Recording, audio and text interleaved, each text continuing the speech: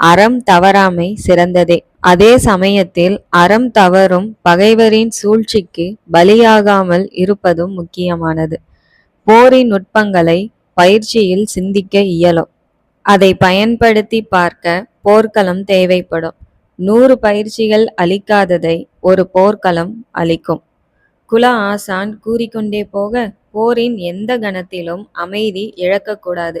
போருக்கு செய்ய வேண்டிய முன்னேற்பாடுகள், உத்திகள், எப்படி போரிட வேண்டும் என்பதையெல்லாம் அருகில் சம்மணமிட்டு அமர்ந்தவாறு நிலவன் கற்றுக்கொள்ள துவங்கினான். ஆசான்களின் பாடங்கள் முடிவதே இல்லை. விருப்பத்துடன் கற்றுக்கொள்ளும் மாணவர்கள் கற்பதை எப்போதும் நிறுத்துவதே இல்லை. ஆதவன் மலையடிவாரத்திலிருந்து முத்திரமலையின் உச்சியை பார்த்தவாறு நின்றான். மலையின் சரிவான பகுதி கீழிருந்து மலை உச்சி வரையில் நேர்கோடாக தெரிந்தது. ஒரு இடத்தில் 5 அடி பள்ளம் இருந்தது. வீரர்கள் அவற்றில் சறுக்கி விழாமல் இருக்க வேண்டும் என்று நினைத்தான்.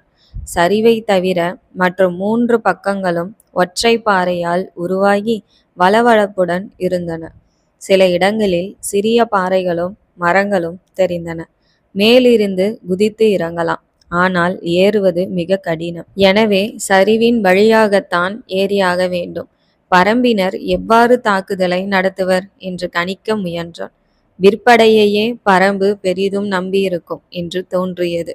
சேர வீரர்கள் மலையை கைப்பற்ற வருவார்கள் என்று முன்கூட்டியே கணித்தது பாரியின் மதியூகத்தை உணர்த்தியது. ஆனால் இவ்வளவு வீரர்கள் வருவார்கள் என்பதை எதிர்பார்க்காதது பாரி தவறவிட்ட இடம். இப்போது சேர வீரர்கள் மலையை சூழ்ந்த பின்னர் தப்பிக்க வேறு வழி இல்லாததால் பரம்பின் பெருமையை காக்க அனைவரும் உயிரிழக்க தயாராகி உள்ளனர் என்று ஆதவனுக்கு தோன்றியது. இரவின் 3ஆம் சாமத்தில் தாக்குதலை துவங்குவதற்கு ஆதவன் காத்திருந்தான்.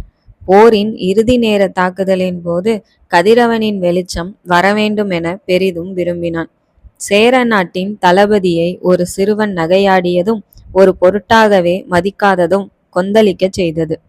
அவன் உடலை சிதைக்கையில் அவனால் பரிகாசத்துடன் பேச முடிகிறதா என்பதை காண வேண்டும் என்ற ஆவல் மிகுந்தது. ஆதவனின் திட்டம் எளிமையானது. இருளை முதல் புள்ளியாய் இட்டு தனது திட்டத்தை உருவாக்கியிருந்தான்.